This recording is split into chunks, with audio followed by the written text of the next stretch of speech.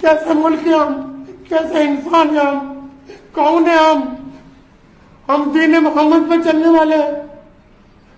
कौन सी नस्ल है हम, कौन सी इंसानियत है, मुझे बताएं। हमने कश्मीर के लिए क्या किया इन 75 सालों में? We have done nothing. पहले तो हमें ये बात समझनी चाहिए, हमने सिर्फ थ्योरेटिकल चीज़ों पे काम किया, प्रैक्टिकल किसी भी चीज़ पे हमने कोई काम नहीं किया। फिर हम ये कैसे कह दें कि कश्मीर पाकिस्तान का हिस्सा है? फिर हम किस हक से प्रोटेस्ट करने निकलते हैं? ये एक ऐसा चूरन है जो पाकिस्तानी नेशन को शुरू से आज़म सरदार तनवीर इलियास आज़ाद कश्मीर असम्बली इजलास के रो पड़े। वज़ीर आज़म ने आज़ाद कश्मीर में मुस्तहिक़ीन ज़कात को साल में एक बार 3000 रुपए ज़कात देने पर साबिक़ हुक्मरानों पर सख्त तनकीद करते हुए कहा कि माजी के हुक्मरान ने एक गरीब को एक साल के लिए 3000 रुपए दे रहे थे। इन 3000 से आज एक मुर्गा पाल कर देखें, पता चलेगा। कश्मीरियों को कुछ नहीं चाहिए, उनको अब अपनी आज़ादी चाहिए और उसके लिए उनकी जो इंडिजिनस मूवमेंट है वो जोर पकड़ती जा रही है। नमस्ते दोस्तों, जय हिंद। स्वागत है आपका भारत की आवाज न्यूज़ चैनल पर। दोस्तों, पीओके की जनता उठ खड़ी हुई है कि हमें इंडिया के साथ शामिल किया जाए। आज पीओके का प्राइम मिनिस्टर भी रो रहा है कि हमें यहाँ पर कश्मीर में इंसाफ नहीं दिया जा रहा, पाकिस्तान हमारी आवाज़ नहीं सुन रहा, हमें इंडिया के साथ शामिल किया जाए। इससे अच्छा तो हम इंडिया के साथ हैं। आज वहाँ पर ये आवाज़ गुहार लगाई जा रही है कि इंडिया हमारी मदद की जाए। तो आज हम भारतीयों के लिए सबसे बड़ी जीत है कि पीओके का प्राइम मिनिस्टर और पीओके का लोग ही हमसे मदद मांग रहा है। आए मिलकर ये वीडियो एंजॉय करते हैं। जय हिंद। जो पाकिस्तान के पास कश्मीर है, उसके प्राइम मिनिस्टर सरदार तनवीर साहब ने कल अपनी बजट स्पीच में रो पड़े हैं और बोला है कि पाकिस्तान की गवर्नमेंट हमारे साथ इंसाफ नहीं कर रही, हमें हमारा हक नहीं दिया जा रहा, हमें वो बजट में हिस्सा नहीं दिया जा रहा। खास तौर पे हेल्थ सेक्टर की उन्होंने बात की कि बहुत बुरी तरह निगलेक्ट किया जा रहा है।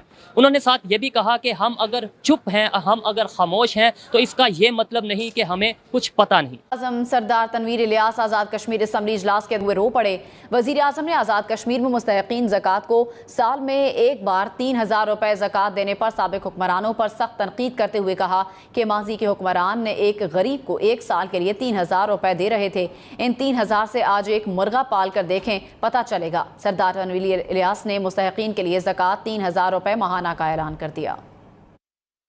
आपने पिछले सालों को पंजाब का जो पुलिस अफसर था, उसने ऑब्जर्व किया कि बाबे ने अपनी कॉइन निकाली तो जो उसके काउंटर के ऊपर वो गिनती की कसाई ने, तो उसके अंदर एक पाव गोश्त नहीं खरीद सकते। उस पुलिस अफसर ने वो तमाशा देखा, उसने उसको सोशल मीडिया पे डाला कि बाबे के मकसूद है कि मैं अपनी बेटी को आज 17 रमजान जंगे बदर का एक पाव गोश्त नहीं दे सकती।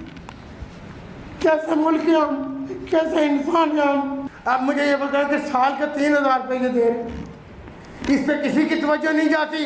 ये जो बैठे हुए यहाँ पे ये अपने आप को हार्वर्ड के पढ़े हुए, ये कहाँ थे?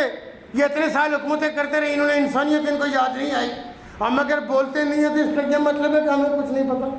आज़ाद कश्मीर जो पाकिस्तान के पास कश्मीर है, उनके प्राइम मिनिस्टर ने कल स्पीच करते हुए रो पड़े और बोला है कि हमारे साथ पाकिस्तान गवर्नमेंट इंसाफ नहीं कर रही, हमें हमारा हिस्सा नहीं दिया जा रहा, बजट में हमें हमारा हक पूरा नहीं दिया जा रहा। इस बारे में आप क्या कहना चाहेंगे?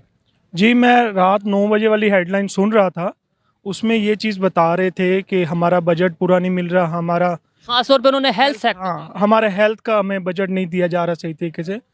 तो हमें चाहिए कि कश्मीर हमारा एक हिस्सा है, हमें काफ़ी अरसे से उनके साथ लड़ रहे हैं, इंडिया के साथ, इसी कश्मीर के लिए। तो हम कश्मीर के लोगों को फैसिलिटेट नहीं करेंगे और बेसिक चीज़ों पे नहीं करेंगे, तो ये तो गलत बात है। ठीक है। तो उन्हें चाहिए, प्राइम मिनिस्टर साहब को, सीएम साहब को, कि इस चीज़ पे गौर करें, उन्हें उनका प्रॉपर जो उनकी नीड है वो दी जाए। ज़्यादा एक्स्ट्रा नहीं दिया जाए तो कोई मसला नहीं है, लेकिन उनकी जो ज़रूरियात पूरी है वो की जाए। वो तो अगर हकीकत पे बेस बात करें तो हम तो अपनी ज़रूरियात नहीं पूरी कर पा रहे, हम किसी की ज़रूरियात कैसे पूरी करेंगे? अगर बात की जाए, ये हम कहते हैं कि इंडिया के पास जो कश्मीर है वो भी हम लेंगे। बेशक हम अपनी आवाम को 75 साल से सिर्फ कह ही रहे हैं, ना ऐसा शायद कर सकते हैं, शायद ना ऐसा होगा, तो लेकिन हम अगर वो मिल भी जाता है, क्या उसकी ज़रूरियात पूरी कर लेंगे? हम तो अपनी ये जो यहाँ पे कश्मीर है उसकी ज़रूरियात नहीं पूरी। ये सारी चीज़ें होती है मैनेजमेंट से। आपकी मैनेजमेंट अच्छी हो, हमारे पास काफ़ी काबिल ऑफिसर हैं, काफ़ी हमारे पास मिनिस्टर्स हैं, तो माशाल्लाह काबिल लोग हैं वो, वो इस चीज़ को बेहतर बना सकते हैं, मैनेज करना आना चाहिए, मैनेज वो कर सकते हैं। तो इस तरीके से कश्मीर को भी साथ लेके चलना चाहिए, उनकी जो ज़रूरियात है वो पूरी करनी चाहिए मैनेज करके। ये पाकिस्तानी जो डट के खाते हैं, चाय के कप तो कम करा रहे हो, असल तो इंपोर्ट ये है। पाकिस्तान तीसरे नंबर पर आता है दुनिया में खुर्दनी तेल खाने वाले ममालिक में से। खिला दो हमें, बस खिला दो, पिला दो, हमसे जो काम है करवा लो, सुंघा भी दो तो भी हम काम कर लेते हैं। समझ जाओ बात को। तो हमारे साथ बहुत ही अहम मेहमान शामिल गुफ्तगू हैं, जनाब शेख उमर रेहान साहब, साबिक सरकाटी के। आपको वेलकम करता हूं सर शो में। Thank you very much Ali भाई। सुबह में सोशल मीडिया पर यही जो मैं बता रहा था आपको, वॉइस ऑफ अमेरिका का एक पैकेज देखा मैंने, उसमें उमर रेहान साहब वो बता रहे हैं कि अरबा डॉलर का खुर्दनी तेल सालाना बुनियादों पर पाकिस्तान आता है, और उन्होंने स्टेट किया कि शायद पिछले साल 3 अरब डॉलर से का आया। इस दफ़ा शायद इंडोनेशिया ने बैन कर दिया अपने मुल्क से एक्सपोर्ट, तो उसकी वजह से बैमी कीमतें मुतासिर हुई और यूक्रेन के साथ रूस की जंग की वजह से भी मुतासिर हुई। मैं ये जानना चाहता हूँ, नाउजुबिल्ला, जिस बंदे को पाकिस्तान में हाथ लगाएं, जिस सियासतदान को, पाकिस्तान वसाइल से माला माल, नाउजुबिल्ला, पाकिस्तान अजीम तरीन मुल्क, नाउजुबिल्ला, दुनिया की हर नेमत पाकिस्तान के पास मौजूद, एक खुर्दनी तेल आप अपने पास पाकिस्तान में नहीं पैदावार कर पा रहे सर। मतलब मैं तो टेंशन में आ जाता हूं। मतलब न्यूक्लियर रियासत एक बच्ची की उम्र नहीं पता कर पा रही, 2 महीने लगा दिए, एक बच्ची की उम्र नहीं पता कर पा रही, और साल गुजर गए, खुर्दनी तेल में जो है वो सेल्फ सफिशिएंट नहीं हो पा। जहाँ तक प्रोटेस्ट की बात है, हम तकरीबन 75 साल से प्रोटेस्ट ही करते आए हैं। हमारे कोई प्रैक्टिकली हमारी कोई इस तरह की इम्प्लीकेशंस नहीं थी कि हम कोई अपनी डोमिनेंस साबित कर सकें उसके ऊपर।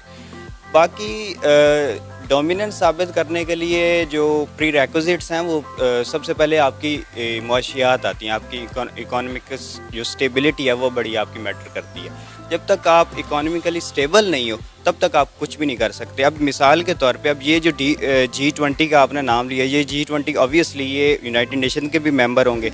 अब यूनाइटेड नेशन कहाँ पे है? यूनाइटेड नेशन अमेरिका में है। तो सिर्फ अमेरिका जो है वो यूनाइटेड नेशन का जो बजट है उसमें 22% देता है, और आपके 55 प्लस जो कंट्रीज़ हैं उनके अंदर सिर्फ सऊदीया है जो 1.5% बजट में अपना हिस्सा डालता है, जो यूनाइटेड नेशन का बजट है।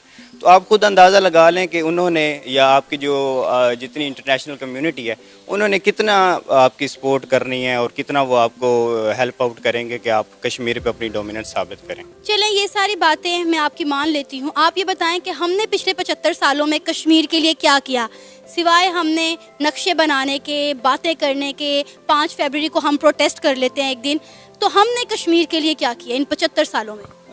We have done nothing. पहले तो हमें ये बात समझनी चाहिए, हमने सिर्फ थ्योरेटिकल चीज़ों पे काम किया, प्रैक्टिकल किसी भी चीज़ पे हमने कोई काम नहीं किया, और शायद हम करना नहीं चाह रहे थे, और इसके ऊपर एक ये अलहदा बहस है कि क्यों नहीं करना चाह रहे थे। तो फिर हम ये कैसे कह दें कि कश्मीर पाकिस्तान का हिस्सा है? फिर हम किस हक से प्रोटेस्ट करने निकलते हैं? ये एक ऐसा चूरन है जो पाकिस्तानी नेशन को शुरू से दिया गया है कि कश्मीर जो है पाकिस्तान की शहरक था। भाई अगर कश्मीर शहरक था तो वो जो मशरकी पाकिस्तान आपसे अलहदा हो गया, वो कौन सी अपेंडिक्स था?